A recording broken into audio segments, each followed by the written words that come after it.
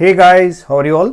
I hope you all are fine. और दोस्तों, स्वागत है आपका इस न्यू लेसन में।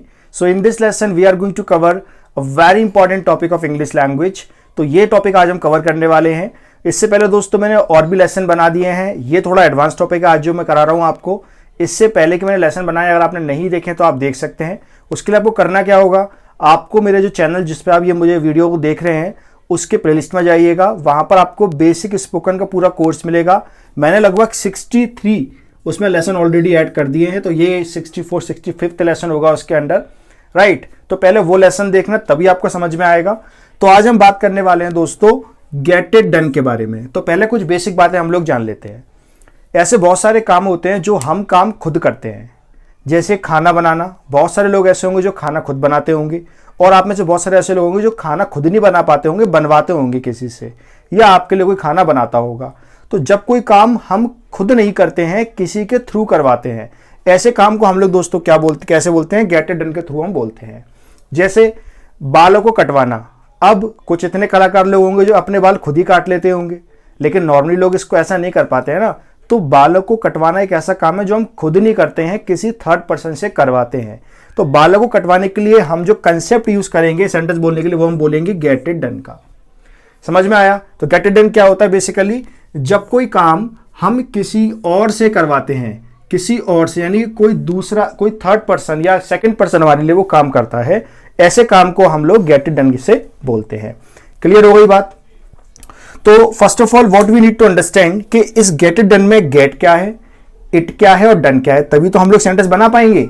कई बार क्या होता है, हम लोग उठा के सेंटेंस बनाने लग जाते हैं सीधे, लेकिन हमें समझना पड़ेगा कि आखिर सेंटेंस बनेंगे कैसे। We need to understand the basic, right. तो यहां पर आप ध्यान से देखिए, यहां पर जो गेट इट में जो गेट है, ये क्या है? ये एक वर्ब है। तो अगर आपके सेंटेंस में कोई वर्ब आपको यूज करनी है, वर्ब की सेकंड फॉर्म करनी है, उसमें आईएनजी लगाना है, एसएआईएस लगाना है, तो आप गेट का यूज करेंगे। पहली बात तो ये याद रखनी है। दूसरी बात, जिस पर काम हो रहा है वो चीज यहां पर आएगी। अभी सेंटेंस बताऊंगा, समझ में आ जाएगा। और तीसरी इंपॉर्टेंट बात आएगी डन। डन का मतलब यहां पर है थर्ड फॉर्म। क्यों? क्योंकि डन क्या है? डू की थर्ड फॉर्म है।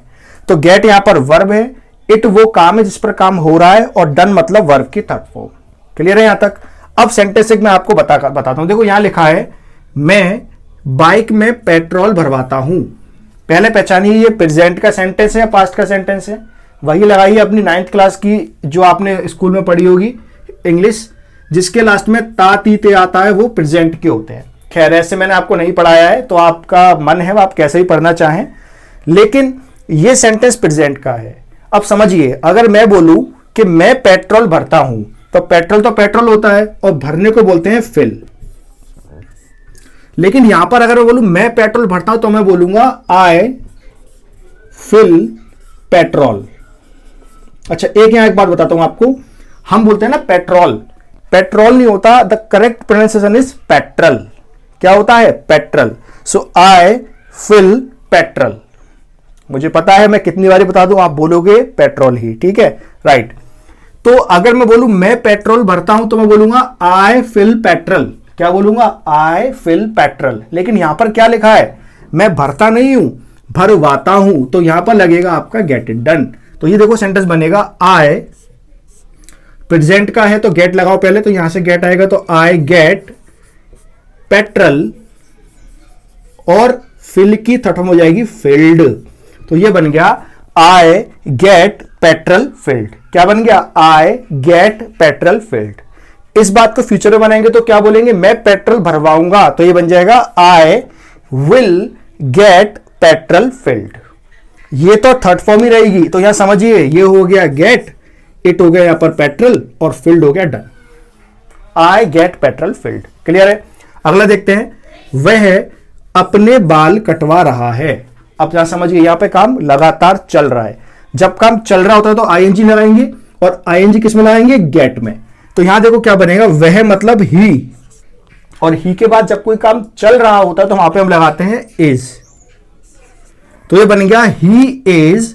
अब यहां देखिए गेटिंग, भाई सीधी बात है ना, इसके बाद तो आईएनजी आता है। ही इज गेटिंग हिज मतलब अपने, और क्या? बाल, और कट की थर्ड फॉर्म होती है कट। तो ये बन जाएगा he is getting his hair cut. ये हो गया गेट, ये हो गया इट, ये हो गया डन। और आईएनजी क्यों है? क्योंकि काम चल रहा है, तो ये बनेगा he is getting his hair cut. Please understand, यहां ये बात बोला he is cutting his hair, इसका मतलब ये वो खुद अपने बाल काट रहा है। यहां पे बोलेंगे आप he is getting his hair cut, तो ये बन गया हमारा वह अपने बाल कटवा रहा है। दो समझ में आ गए? अगर आपको ये बेसिक समझ में आ गया ना गेट इट डन का क्या यूज है, तो बहुत आराम से कोई भी सेंटेंस बना लो। अब यहां पर आप देखो, यहां पर आपको मान लो पूछना है, तो आप इज आगे ले आओ। Is he getting his hair cut? क्या वो अपने बाल कटवा रहा है? Yes, he is getting his hair cut, he is not getting his hair cut. अगला देखते हैं, ये देखो क्वेश्चन वाला आ गया, क्या तुम मेरा रिचार्ज करवा दोगे? करना नहीं है, करवाना है, तो यहां पर आप क्या लगाएगा? गेट इट डन लगाएंगे। तो पहले पहचानो फ्यूचर है, तो आपको पता है जब भी इंटरोगेटिव सेंटेंस होता है तो विल आगे आता है, तो ये बनेगा विल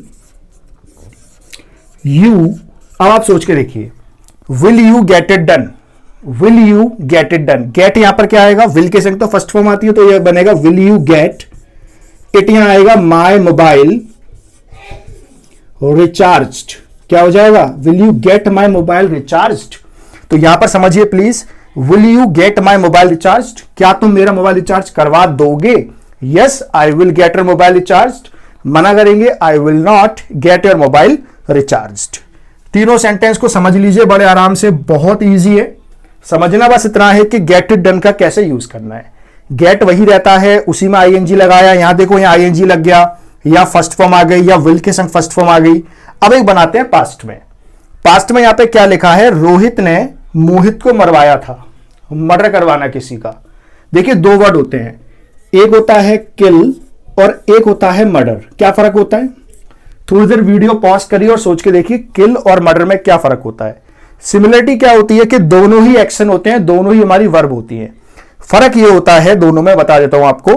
किल होता है किसी को जस्ट लाइक दैट ऐसे मार दिया, कोई इंटेंशन नहीं थी, कोई प्लानिंग नहीं थी। लेकिन अगर किसी को प्लानिंग से मारते हैं तो उसे बोलते हैं murder. To kill someone with plan is called murder, right? तो यहां पर रोहित ने मोहित को मरवा दिया, मान लीजिए मर्डर